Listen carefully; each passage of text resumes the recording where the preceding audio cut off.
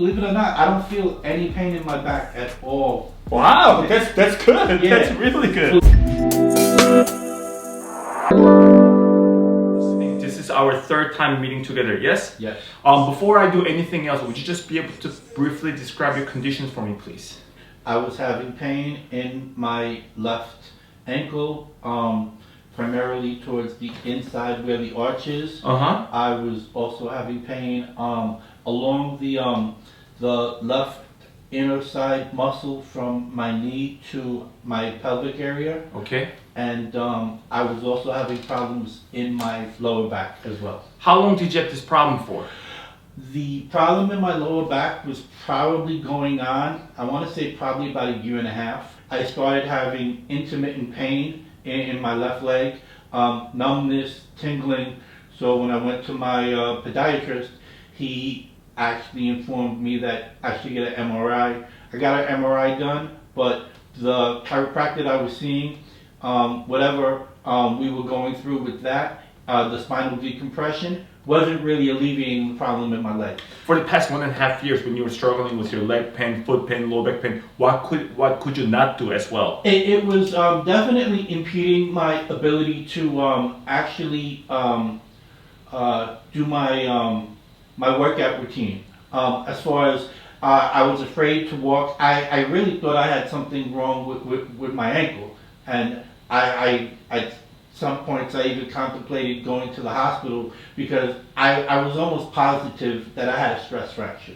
I work in a law enforcement job. I'm on my feet every single day.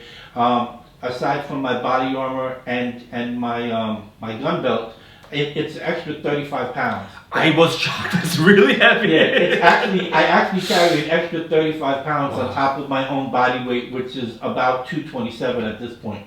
So I was walking regularly up to 5 miles a day, but because of all of this and the pain it was not only causing me anxiety and stress because I didn't know what was wrong, but I didn't want to do anything that would hurt it even more. Gotcha. So I totally stayed away from any aerobic activities where I had to use my feet. You see this kind of curvatures, you actually see this here like this? Yes. This kind of the crazy curvatures? Yeah. You did tell me that you had a traumatic fall when you were teenagers. 12 years old. 12 years old, Yeah. so that's almost like 30, 40 years ago. 40 years ago. 40 years ago, Yeah. yes.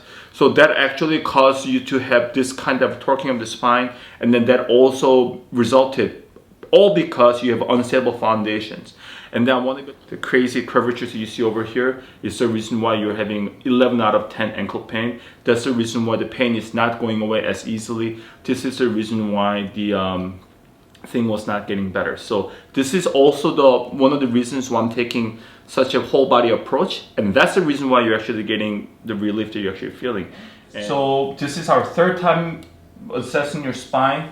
Just by me looking at your spine here like this, I already see that there's a lot of curvatures here that's noted on the spine, but we also saw that in the x-rays too.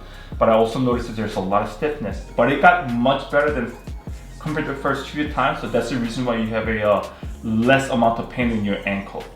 But I still do notice that there's a lot of heat over here, which means there's swelling, which means that there's actual inflammation. So it's not yet completely stable. But since the last time, after the first couple of days, you've been doing well? Yes. How much foot pain do you have now? Today I have, believe it or not, normally when I wake up, I don't have a lot of foot pain. I guess because, I rested at night. Normally I experience the foot pain sometimes during the course of the day when I'm working. Almost always after I'm done with my tour. On the drive home, it's actually gotten better on the drive home because I'm using the pillow. Gotcha. So it definitely makes the drive home a lot better. And then moderate pain throughout the evening, but nothing too spectacular. Not how it was before. Normally when I'm sitting down, I'll feel it more in my ankle than I will in the back. Gotcha. When I stand up and I walk, I'll feel it less in my ankle, but I'll feel it more in my back area. So this is connected to your ankle, definitely. Okay, so this is a sitting bone that we were having a lot of trouble last time. How's it right here? Pain? No pain. No pain, so that's still in place. How about this one? Little pain. A little pain, right? So this, if I go here like this, is it painful for you? This is sacrum number 4. Number 3? No. Number 2 was the one that actually helped you with your cough. You feel pain right here, yes? No. How about right here? No, believe it or not, I don't feel any pain in my back at all. Wow, that's good. Yeah. That's really good. Believe it or not, coming here today, I didn't feel any pain in my back. How about right here? I feel tenderness where you're putting your fingers. Right now, right? Yes. That's okay, but this is a little uncomfortable. Yes. Good. Okay. You know the drill. Lay it down a little more. Just a little more.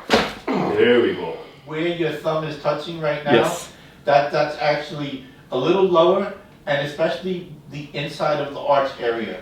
I would experience pain there, and then the numbness that I would feel would be from my 3 toes on the left-hand side. Like- It would be numb from here, and it would resonate to about right here in the middle. So I want to be able to let you know there's a couple of reasons why you actually have this. Number one is that obviously there's instability coming from your spine, your lower back, your pelvis, your sacrum. That's one big portion of the aspect. One of the reasons I want to be able to do orthotics with you here today is because you look how flat your foot looks. Yes. Every time you're walking, this is how your foot actually looks like. It's like rotated outward. Both your inside and outside is rotated outward here like this. Look, your 3 fingers, there's 3 toes that are actually caught in the middle because when you are rotating your foot here like this, it has nowhere to go to. That's one of the big reasons why you've been having such a problem with this one, and that also stretches what? Bottom of your foot. Yes. So that's the reason why you've been having this. So what I'm going to do, I'm going to go ahead and adjust it, try to put it in the right places. After that, I'm going to cast you forward the orthotics, and we'll discuss exactly what it actually looks like. Okay? So face down for me, please. Normal that somebody got a hold of the ankle like this, but you felt that. Yeah. That was your talus, your ankle bone. That was that. Oh, that was a good one too. So this is going to be for your navicular. It went upwards. So I'm going to push it downward. There we go. You felt the little click? Yeah. That little click goes a long way, my friend. This side, the calcaneus a little bit out. So I'm going to do calcaneus like this, and you felt the little click.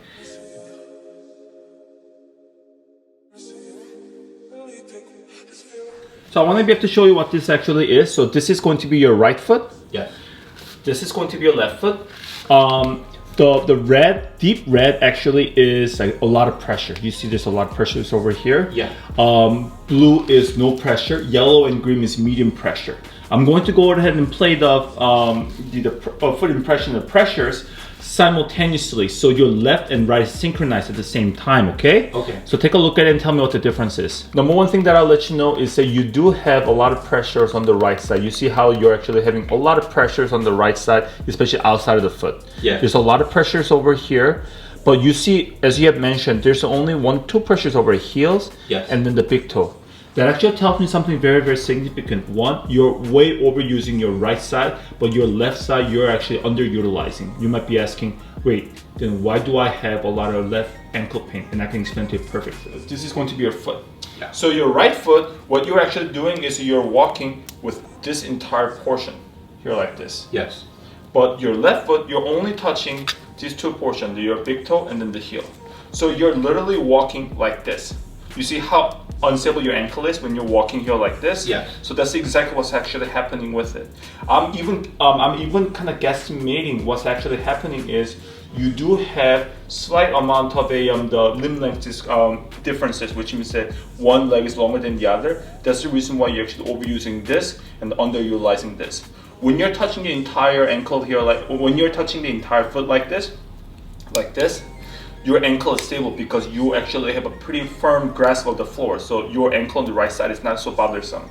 But when you have the 2 pressure points here like this, here and here, your ankle is gonna be unstable because you don't really touch any other part of the body. So take a look at this.